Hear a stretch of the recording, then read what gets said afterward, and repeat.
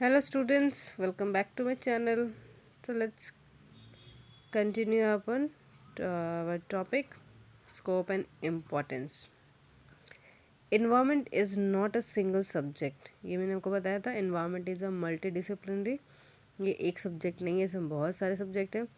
It is an integration of several subjects that include both science as well as social science. ठीक है, इसमें science और social science दोनों emerge हैं. बहुत सारे अलग अलग डिसिप्लिन आते हैं इसमें. To understand all the aspect of our environment, अगर हमें सारे इन्वायरमेंट के आस्पेक्ट समझने हैं तो हमें क्या ज़रूरत होगी? To know about life science, chemistry, physics, geography, resource management, economics and engineering and social science. ठीक है, इसके अलावा population issues of poverty, resource use and allied issues. बहुत सारी चीज़ों से मिलके हमारा एनवायरनमेंट साइंस बनता है. ठीक है, दस the scope of environment education extremely wide. Scope कैसा है इसके? एक्सट्रीमली वाइड है और ये कवर करता है बहुत सारे मेजर डिसिप्लिन्स को. ठीक है, आपका physics, geography, chemistry, economics, statics, बहुत सारी चीज़ें इसमें आती हैं. If we study the natural history of the area in which we live, we would see that our surroundings were originally a natural landscape such as forests, river, mountains, desert, marine environment or a combination of these elements. अगर आपको आपका जो area है, ठीक है, आप अपने parents से या अपने ग्रैंड पेरेंट्स से आप पूछोगे कि जिसने वहाँ पे बहुत पहले यहाँ शुरुआत की थी रहने की, अगर आप वहाँ की हिस्ट्री पढ़ोगे तो आपको क्या मिलेगा कि ओरिजिनली वो प्लेस जो है वो क्या था.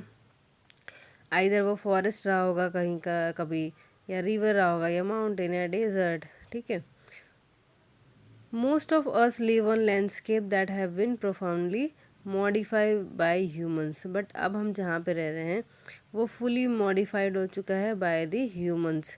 या तो वो विलेज में मॉडिफाई हो चुका है, या टाउन्स में, या फिर सिटीज़ में.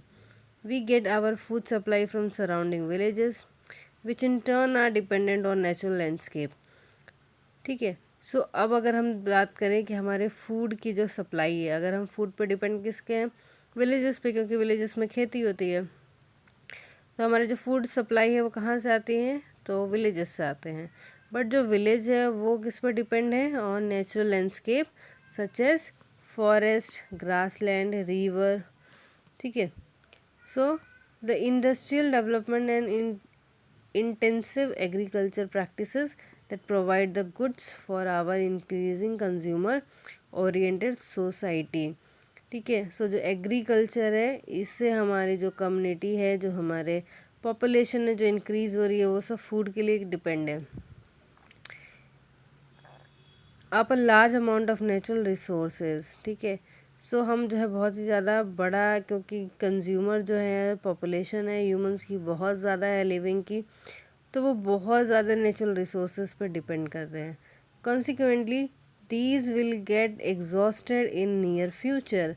बट अगर हम ऐसे ही हमारी पॉपुलेशन बढ़ती रही, हम ऐसे नेचुरल रिसोर्सेज को, ठीक है, नेचुरल रिसोर्स आपका हो गया वाटर, हो गया कोल, हो गया पेट्रोलियम, हो गया फॉरेस्ट, हो गए, ये सारे नेचुरल रिसोर्स, अगर हम इनको ऐसे ही यूज़ करते रहे,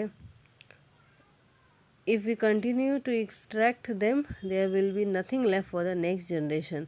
तो एक टाइम ऐसा आएगा कि वो पूरी तरह से एग्जॉस्ट हो जाएगा और जो हमारी कमिंग जनरेशन है उनके लिए कुछ भी नहीं बचेगा. Rapid economic growth and unplanned development has inevitably led to environmental degradation. तो एक ऐसा अनप्लान्ड डेवलपमेंट और रैपिड इकोनॉमिक ग्रोथ की वजह से क्या हो रहा है, जो हमारा इन्वायरमेंट है वो डिग्रेडेट हो रहा है, बर्बाद हो रहा है. ठीक है, the environment effects us in many way. तो इसकी वजह से हमारे ऊपर भी बहुत सारे एडवर्स इफ़ेक्ट आ रहे हैं, नेगेटिव इफ़ेक्ट आ रहा है, जो कि हमें डायरेक्टली दिखता नहीं है, बट हमारे ऊपर इफ़ेक्ट वो हो रहा है. ड्यू टू वेदर चेंज हो रहे हैं, क्वालिटी ऑफ एयर जो है वो ख़राब हो रही है. आपको पता होगा कि दिल्ली की एयर क्वालिटी कितनी ज़्यादा ख़राब है.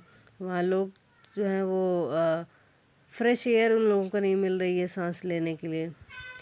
एंड जो क्वालिटी ऑफ एयर है वो एयर तो है, साथ में एयर वाटर की भी क्वालिटी बहुत ज़्यादा ख़राब हो चुकी है. पानी बहुत अच्छी लोगों को नहीं मिल रहा है, हमें मिनरल वाटर ख़रीद के पीना पड़ता है। We in turn affect the natural environment often negatively. हम क्या कर रहे हैं, नेचुरल एनवायरनमेंट को नेगेटिवली क्या कर रहे हैं, बर्बाद कर रहे हैं, इफ़ेक्ट कर रहे हैं। वी कट ट्रीज और throw away our garbage which has an adverse effect on the environment. इसके अलावा हम ट्रीज़ को काटते चले जा रहे हैं, जो कूड़ा कचरा हम प्लास्टिक है उसको फेंकते रहते हैं। तो ये प्लास्टिक वगैरह क्या है, ये नॉन बायोडिग्रेडेबल है, कभी सड़ेंगे नहीं है, वैसे ही करोड़ों सालों तक जो है वो प्लास्टिक वैसे का वैसा ही पड़ा रहेगा। तो इसकी वजह से क्या हुआ, हमारा इन्वायरमेंट गंदा हो रहा है और इसका एक बहुत ही बड़ा इम्पैक्ट है, वो नेगेटिव इम्पैक्ट जो है वो हमारे इन्वायरमेंट पे भी पड़ रहा है और हम पे भी पड़ रहा है। Okay, in the industrialized era that we live in today, every component of our environment such as air, water or food are impacted by industrial activities. सो जो इंडस्ट्रियल एरा है, यानी कि जो प्रेजेंट का टाइम है जिसमें हम लोग रह रहे हैं, वो इंडस्ट्रियलाइज्ड एरा है। ठीक है। सो जो भी कंपोनेंट है एनवायरनमेंट का, चाहे वो एयर हो, वाटर हो, फूड हो, वो सब कुछ जो है वो ह्यूमन एक्टिविटीज़ की वजह से, industrial activities, infrastructure development, population explosion and pollution, इन सब की वजह से ये भी अफेक्ट हो रहे हैं।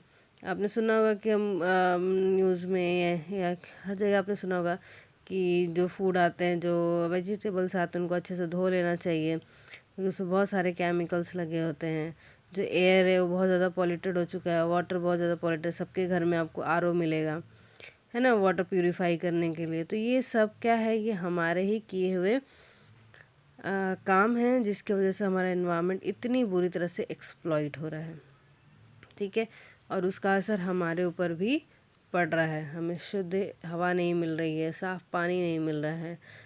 ठीक है, नाउ नेक्स्ट टॉपिक है हमारा, how can you contribute to our environment. अब देखिए हम कैसे अपने एनवायरनमेंट को प्रोटेक्ट कर सकते हैं। Gain knowledge about various type of environmental problem and different environmental hazard. सबसे पहले तो हम किसी भी प्रॉब्लम का सॉल्यूशन कब निकालते हैं, जब हमें प्रॉब्लम पता हो। अगर हमें प्रॉब्लम पता ही नहीं होगी तो हम सॉल्यूशन किसका निकालेंगे।